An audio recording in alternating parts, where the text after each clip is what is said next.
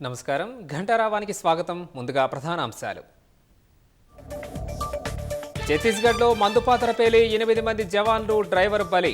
భద్రతా దళాల వ్యాన్ను పేల్చేసిన మావోయిస్టులు.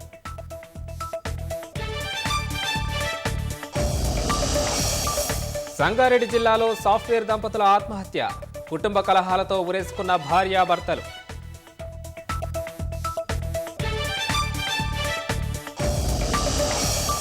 చర్లపల్లిలో న్యూ టెర్మినల్ స్టేషన్ ప్రారంభం.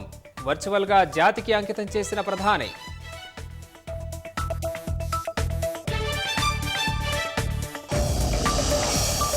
ప్రభుత్వ స్థలాల ఆక్రమణపై ప్రజావాణిలో ఫిర్యాదుల స్వీకరణ.